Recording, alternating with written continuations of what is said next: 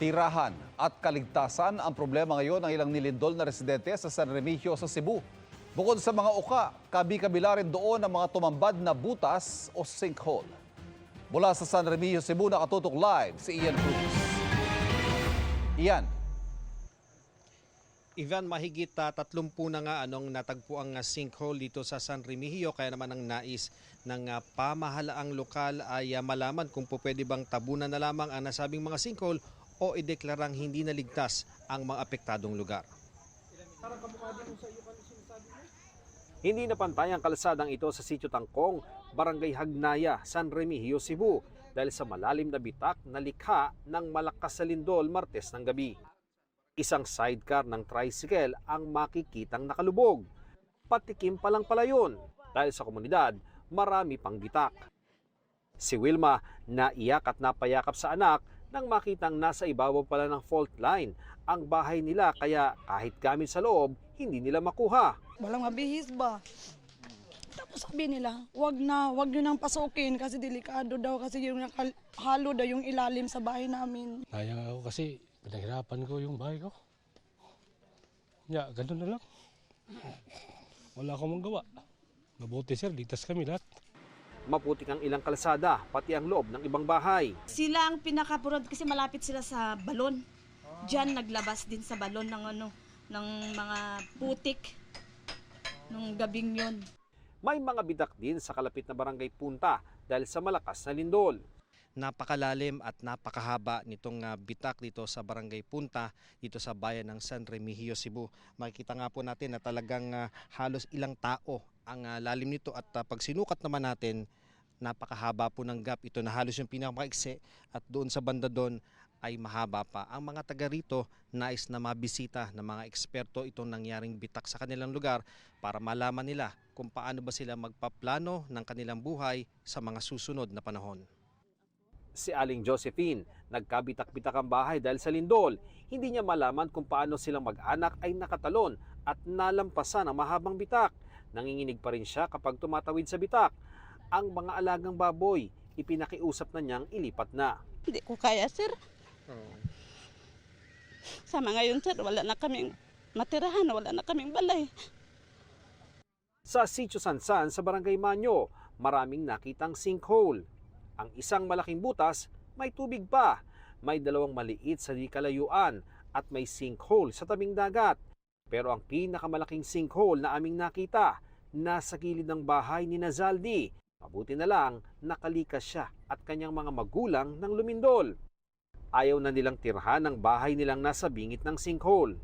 Ayon kay San Remigio Mayor Mariano Martinez, 32 sinkholes and counting na ang naitatala nila. We cover them or just declare the areas unsafe. Yeah. But the problem there is there are already buildings. Sinusubukan pa naming makuha ang panig ng Mines and Geosciences Bureau ng DNR kaugnay sa mga hakbang kasunod ng mga tumambad na sinkhole. May timang PHIVOLCS na minamapa na sa Cebu ang Bugo Bay Fault na siyang pinagmulan ng 6.9 magnitude na lindol noong Martes. Nasa Cebu rin sina DPWH Secretary Vince Dizon at Philippine Red Cross Chairman Richard Gordon. Binisita nila ang San Remigio kung saan mahigit 20 ang nasawi.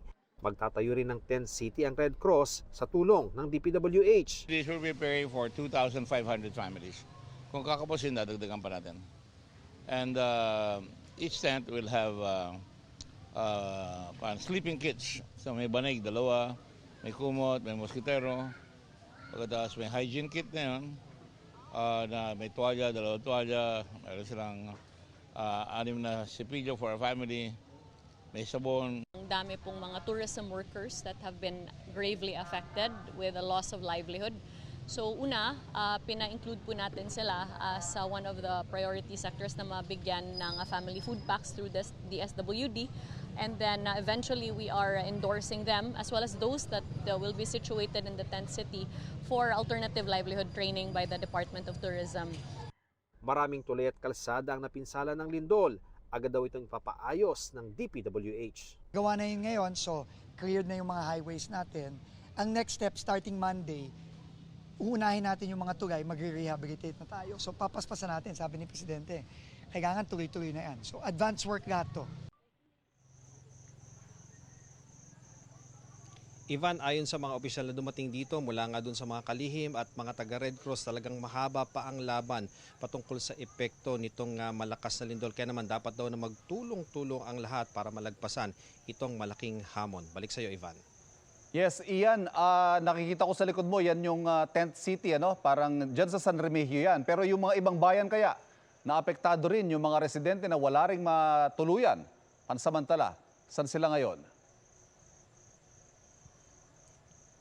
Ivan, yung mga tent city na gaya nito, no, actually ito yung mga tents na itinayo pa lamang naman ng mga lokal na pamahalaan, ng iba't ibang mga organisasyon, pero iba pa yung itatayo na tent city ng Red Cross sa tulong ng DPWH. Mas malaki yun, Ivan, at mas maraming ma-accommodate doon. Ano? Pero yung natanong mo na papaano yung mga ibang mga lugar, ano, marami ding mga ganitong kapareho, no, sa Bogo, doon sa Medellin at sa iba pang mga bayan, ano. Pero Ivan, yung mga hindi na nakakapunta sa mga tent city o doon sa mga open space, ang napapansin natin talagang doon sila natutulog sa mga gilid ng kalsada, doon sa harapan ng kanilang bahay na open, kasi Ivan, talagang nagkakaroon pa rin ng mga pagyanig, ano, lalo kung madaling araw, ayaw na at natatakot ang mga residente, lalo na yung mga bata, na kapag yumayanig ay nasa loob sila ng bahay. Kaya ang ginagawa nila, doon na lang sila naglalatag sa labas para daw agad ay nasa ligtas na silang lugar, Ivan.